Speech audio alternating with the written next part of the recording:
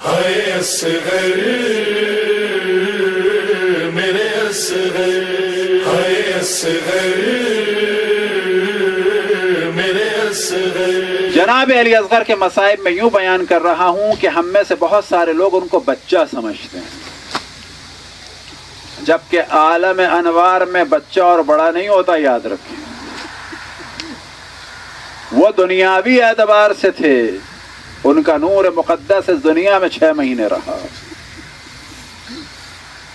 حضرت آیت اللہ العظمیٰ مرزا قمی آج سے تقریباً 216 سال پہلے دنیا سے رخصت ہوئے۔ ان کی قبر آج بھی قم میں حضرت معصومہ کے حرم کے بالکل سامنے ہے۔ آج بھی وہاں پر بڑی تعداد میں جس کو حاجت ہوتی ہے ان کی قبر پہ جا کے قرآن پڑھتا ہے اور حاجت طلب کرتا ہے۔ لیکن وہ مرجع جب اپنے زمانے میں تھے، آپ جانتے ہیں کہ بعض دفعہ درس سے پہلے اپنے شاگردوں سے کہتے تھے کہ علی اصغر کے مصائب پڑھو۔ بعض دفعہ شاگردوں نے سوال کیا کہ بعض دفعہ کیوں آپ تاکید کر فرماتے ہیں کہ علی اصغر کے مصائب پڑھو؟ تو فرماتے ہیں کہ جب میں انتہائی شدید مشکلات میں گرفتار ہوتا ہوں تو میں توسل کرتا ہوں روح مقدس حضرت علی اصغر سے۔ شاگردوں نے سوال کیا کہ کیا وجہ ہے؟ وہ وجہ بعد میں بیان کروں، ایک واقعہ اور بیان کر کے کہ جس کے بعد ہمارا تعلق اہل بیت سے اور خصوصاً اس 6 ماہ سے بھی مضبوط ہو اور ہم توسل کریں جہاں چہارد معصومین سے، جہاں جناب عباس سے، تو وہاں جناب علی اصغر کو فراموش نہ کریں۔ ایک کتاب ہے حضرت آیت اللہ محسن خرازی کی جو معجزات پہ انہوں نے لکھی ہے، اس میں انہوں نے نقل کیا ہے آیت اللہ احمدی میانجی سے۔ وہ فرماتے ہیں میرا ایک دوست تھا، اس کا نام تھا مرزا ید اللہ۔ مرزا ید اللہ کا بچہ تھا جس کو دورے پڑتے تھے۔ ایک دن اس بچے کے ماموں نے کہا، گر جاتا تھا، بے ہوش ہو جاتا تھا، جسم نجس ہو جاتا تھا، جسم سے نجاست خارج ہوتی تھی۔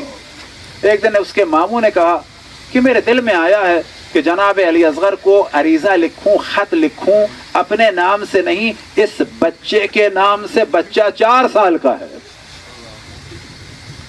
بچہ 4 سال کا ہے۔ یہ بات سب کو پسند آئی، مرزا ید اللہ کو بھی پسند آئی۔ خط لکھا گیا، آپ جانتے ہیں کس عنوان سے؟ السلام علیکہ یا باب الحوائج۔ جناب علی اصغر باب الحوائج ہیں۔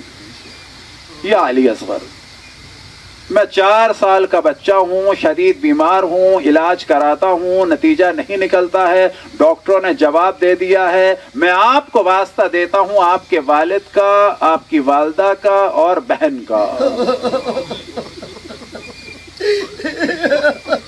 کہ مجھے شفاعت عطا فرمائے، مجھے شفاعت عطا فرمائے۔ اب یہ عریضہ لکھا گیا، بعد میں اس بچے کی انگلی پھرا کر اس پر اس کا نام لکھ کے سائن کیا گیا اور انک لگا کے اس کی انگلی کا انگوٹھے کا نشان لگایا گیا۔ بعد میں مرزا ید اللہ کہتے ہیں کہ میرے دل میں آیا کہ اس کو رکھوں کہاں، تو دل میں آیا کہ کوئی کربلا جا رہا ہو تو وہاں بھجوا دوں۔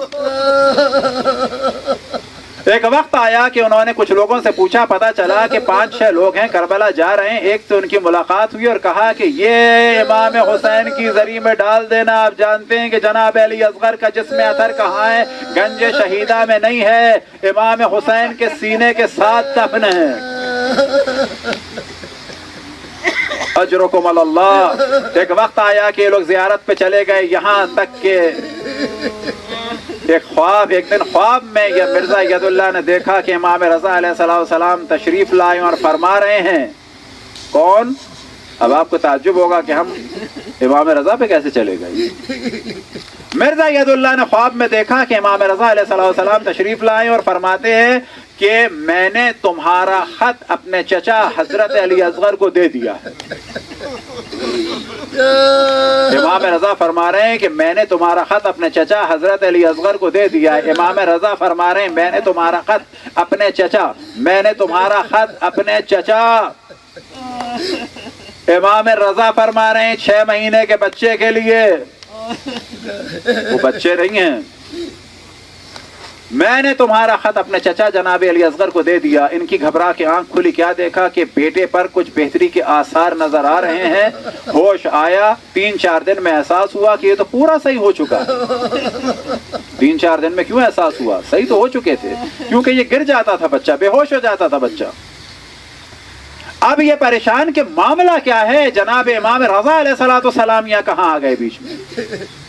خط تو میں نے بھجوایا تھا ذریعہ مقدس امام حسین میں۔ ایک وقت آیا کہ کافی عرصے کے بعد، سمجھے مہینے 1.5 مہینے کے بعد وہی ظاہر ملا، اس نے کہا، انہوں نے کہا کہ بچے کو میرے شفا ہو گئی، تو وہ کہتا ہے کہ ہاں، اور اس کے بعد اس نے بتایا کہ معاملہ یہ ہوا کہ ہم نے جانے کا ارادہ کیا، 1-2 کر کے، میرے دوستوں کو مشکلات ہوئیں اور وہ جانے کا ارادہ ان کا بدل گیا، میں تنہا رہ گیا، میں نے سوچا کہ کربلا نہیں جا سکتا تو مشہد چلا جاؤں۔ جب میں مشہد گیا تو میں نے سوچا اگر ذریعہ امام حسین میں ہی عریضہ نہ ڈالوں تو امام رضا ہی میں ڈال دوں۔ یہاں انہوں نے عریضہ ڈالا امام کی بارگاہ اقدس میں، وہاں انہوں نے خواب میں دیکھا، امام نے فرمایا کہ میں نے تمہارا خط اپنے چچا جناب علی اصغر کو دے دیا ہے۔ اہل بیت کے گھر کے بچے بھی باب الحوائج ہیں، شرط یہ ہے کہ فقط دل صاف ہو، ان سے رابطہ ہو اور اللہ پہ توکل ہو اور ان کی مصلحت پہ یقین ہو کہ اگر توسل کا نتیجہ نکلا تو مصلحت ہے، نہ نکلا تو بھی مصلحت ہے، اجرکم علی اللہ۔ اب شاگردوں نے جب سوال کیا مرزا قمی سے کہ آپ کی یہ بات تو سمجھ میں آ گئی کہ آپ مصائب پڑھواتے ہیں جناب علی اصغر کے، پھر آپ نے فرمایا کہ اس وجہ سے پڑھواتے ہیں کہ جب بہت زیادہ مصائب میں گھر جاتا ہوں تو جناب علی اصغر سے توسل کرتا ہوں۔ اب میں سوال ہم آپ سے یہ کرتے ہیں کہ کربلا کے اتنے شہداء ہیں، آپ جناب علی اصغر ہی سے توسل کیوں فرماتے ہیں؟ تو جناب مرزا قمی نے فرمایا یاد رکھو شہداء کربلا میں جناب علی اصغر میں ایک ایسی صفت ہے جو کسی میں نہیں۔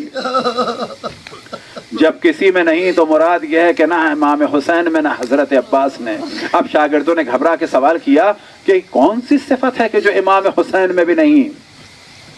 وہ فرماتے ہیں دیکھو کربلا کے ہر شہید نے اپنا کچھ نہ کچھ دفاع تو کیا، اپنا کچھ نہ کچھ دفاع تو کیا۔